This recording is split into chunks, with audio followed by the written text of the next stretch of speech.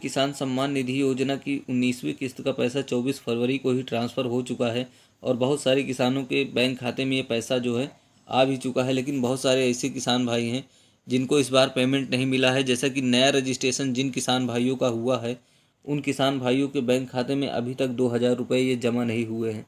और किसान भाई को कहना है कि हमारा सभी डाटा जो है बिल्कुल सही है, सब कुछ सही है, लैंड सीडिंग, ई-केवाईसी और आधार बैंक सीडिंग, फिर भी उसके बावजूद भी हमें पैसा नहीं मिला है। तो क्या कारण से हमें पैसा नहीं मिला है, इसके बारे में बहुत सारे किसान भाइयों को कमेंट आ रहा था। तो मैंने सोचा क्यों ना इसके ऊपर एक फुल वीडियो बनाकर आपके सामने पेश किया जाए। तो आज की इस वीडियो में इसी के बारे में बात करने वाले हैं कि जिन किसान भाइयों का नया रजिस्ट्रेशन अप्रूव हुआ है उन किसान भाइयों को पेमेंट कब तक मिलेगा और कब तक नहीं मिलेगा। तो चलिए आज की वीडियो में इसी के बारे में चर्चा करने वाले हैं। उससे पहले आपसे एक छोटी सी रिक्वेस्ट है, अगर चैनल पर नए हैं तो चैनल को सब्सक्राइब जरूर कर लेना और वीडियो पसंद आता है तो एक लाइक भी कर देना। इससे क्या होगा कि जब भी मैं पीएम किसान सम्मान निधि योजना के तहत कोई नया अपडेट आएगा तो मैं इस चैनल पर जैसे ही वीडियो अपलोड करूँगा उसका नोटिफिकेशन आपको सबसे पहले मिल जाएगा। तो चलिए आज की वीडियो को शुरू करते हैं बिना टाइम वेस्ट किए।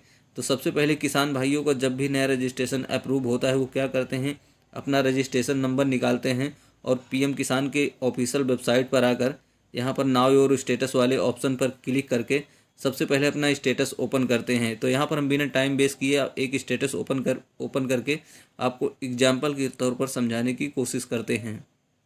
तो स्टेटस कुछ इस प्रकार से ओपन हो जाता है।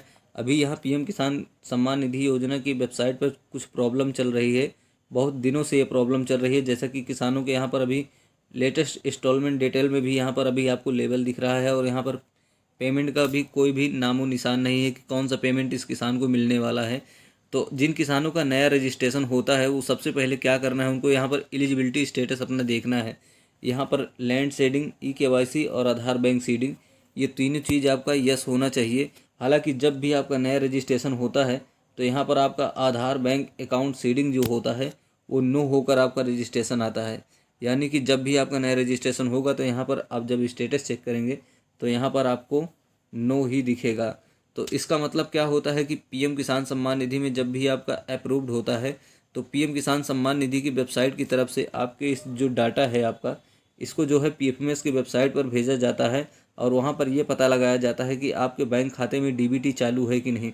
अगर आपके बैंक खाते में डीबीटी चालू रहता है तो पीएफएमएस की तरफ से आपका एक्सेप्ट कर लिया जाता है।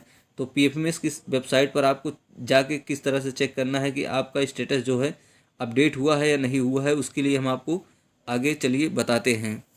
तो उसके लिए आपको इस डीबीटी पेमेंट स्टेटस ट्रैकर वाले ऑप्शन पर आ जाना है। इसका लिंक मैं आपको वीडियो डिस्क्रिप्शन में दे दूंगा, वहाँ से भी आप डायरेक्ट इस पेज पर आ सकते हैं लिंक पर क्लिक करके। तो यहाँ आने के बाद सबसे पहले आपको यहाँ पर कैटेगरी देखने को मिलेगा और एक ऑप्शन मिलेगा यहाँ पर सेलेक्ट करने का।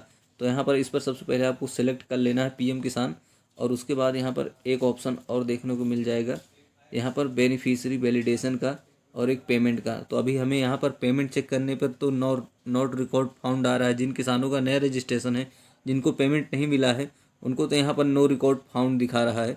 तो उनको अभी यहाँ पर पेमेंट का स्टेटस नहीं चेक करना है, बल्कि यहाँ पर बेनिफिशियरी वैलिडेशन का स्टेटस पहले चेक करके ये पता लगाना है कि आपका बेनिफिशियरी वैलिडेशन जो है वो अपडेट हुआ है नहीं हुआ है।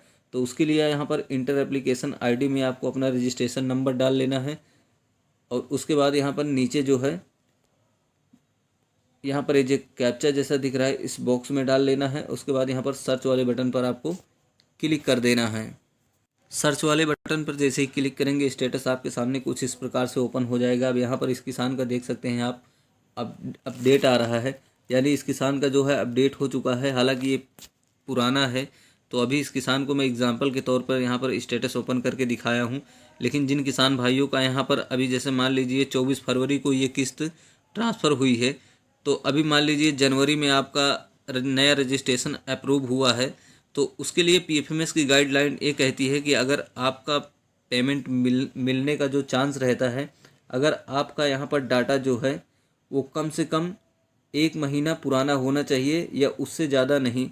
1 महीना अगर पुराना हो गया है तो आपको 100% पीएफएमएस की पोर्टल पर जो नो रिकॉर्ड फाउंड का पेमेंट स्टेटस में दिखा रहा है वो समस्या नहीं आएगी। लेकिन अगर आपने मान लीजिए जैसे 24 फरवरी को किस्त ट्रांसफ़र हुई और आपका स्टेटस जो है अप्रूव्ड हुआ वो फरवरी महीना में, तो उस स्थिति में आपको जो है थोड़ा सा समय लग सकता है, क्योंकि पीएफएमएस की तरफ से आपको हो सकता है पेमेंट का स्टेटस अपडेट नहीं हुआ है, इसीलिए आपको ये सारी प्रॉब्लम देखने को मिल रही है। तो जिन किसान भाइयों का यहाँ पर डाटा अपडेटेड आ रहा है, उनका अपडेट हो चुका है, तो उन किसान भाइयों को कुछ नहीं करना है, थोड़ा समय इंतज़ार करना है। हो सकता है 31 मार्च तक आपका पेमेंट स्टेटस अपडेट हो जाए और आपको जो नो रिकॉर्ड फाउंड का ऑप्शन यहाँ पर देखने को मिल रहा है वो शायद हट जाए और आपको पीएम किसान सम्मान निधि योजना के तहत 2000 रुपये का आपका पेमेंट जो है वैलिडेट हो जाए और आपको पैसा मिल जाए। और अगर 31 मार्च तक आपको पैसा नहीं मिलता है तो उस स्थिति में आपको इंतज़ार करना होगा।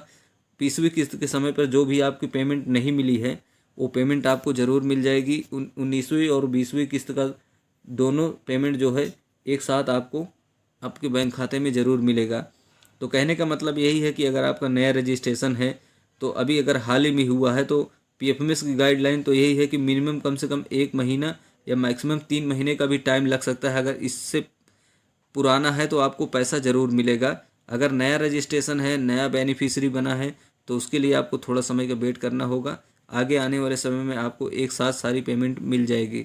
तो उम्मीद करता हूँ कि आपको वीडियो में जो जानकारी दी गई है वो अच्छी तरह से समझ में आ गई होगी।